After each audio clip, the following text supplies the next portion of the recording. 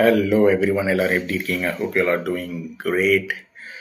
என்னடா சொங்கி மாதிரி பேசுகிறேன்னு நினைக்கிறீங்களா? அப்படி தான் கைஸ் இருக்குது.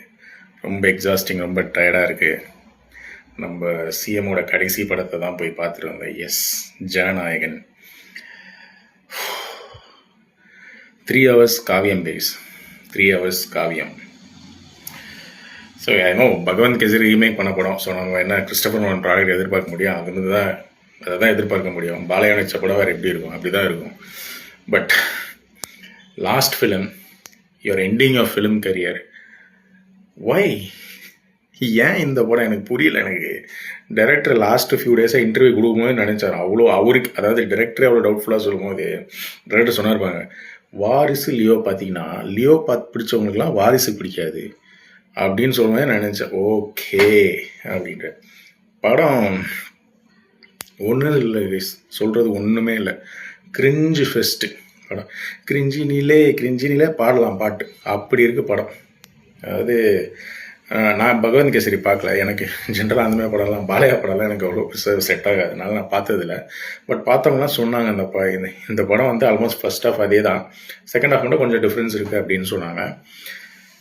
ஃபர்ஸ்ட் ஹாஃபில் அதாவது ஒரு cringe dialogues, cringe action scenes, excessive punch dialogues, இதெல்லாம் தான் படத்தில்.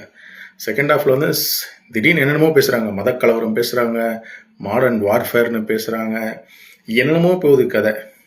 அதாவது they try to say too many திங்ஸ்ன்ற மாதிரி தான் எனக்கு தோணுச்சு படத்தில்.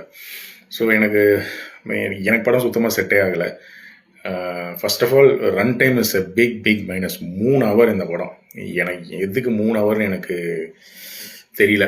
கடைசி படம் தான், பட் இருந்தாலும் மற்றவங்க எல்லாரும் பாவம்ல, அவர் ஃபேன்ஸ் பார்ப்பாங்க. அதுலேயும் அவர் ஃபேன்ஸ் எனக்கு தெரிஞ்சு இந்த 80sலலாம், அதாவது என்ன மாதிரி 80s பாண்ட் சில ஃபேன்ஸ்லாம் இருப்பாங்க. கண்டிப்பாக அவங்களுக்கு கூட செட் ஆகாது, அவங்களுக்கு கூட பிடிக்காது இந்த படம். ஏன்னா ஏதாவது ஒன்று இருக்கணும், கொஞ்சமாவது கண்டென்ட், கொஞ்சமாவது என்டர்டெய்னிங்காக பண்ணுற மாதிரி. சரி, படத்தில் நான் லாஜிக்கை பற்றிலாம் நான் பேச மாட்டேன், because I'm not someone who talks about logic. எனக்கு படம் வந்து என்டர்டெயின் பண்ணும், போர் அடிக்கக்கூடாது, என்னடா அப்படின்னு பண்ணக்கூடாது. இந்த படம் அப்படி தான் பண்ண வச்சுது. ஒரு சீன்ஸும் டைலாக்ஸும் புசி ஆனந்தெல்லாம் கொண்டு வந்திருக்காங்க. அவர்லாம் டைலாக் பேசும்போது சிரிப்பு வருது. சரி, எதுக்கா அந்த ஆளெல்லாம் அவரெல்லாம் கொண்டு வந்து படத்தில் ஆக்ட் பண்ணுறாங்கன்னு எனக்கு தெரியல. இல்லை போட்டால் கூஸ் பம்ஸா, இல்லை மாஸ் சீனா, இல்லை எனக்கு புரியல. எனக்கு அவரெல்லாம் எதுக்கு போட்டாங்கன்ட்டு. அவர் ஃப்ரெண்ட்ஸ் எல்லாருக்குமே ஒரு கேமியோ கொடுத்துருக்காங்க. பட் எனக்கு ரொம்ப வருத்தம்ப்பா, குட்டி பகுதிக்கு ரோல் எதுவும் கொடுக்கல படத்தில். பாவம் மூச்சுக்கு திணற அங்கங்கே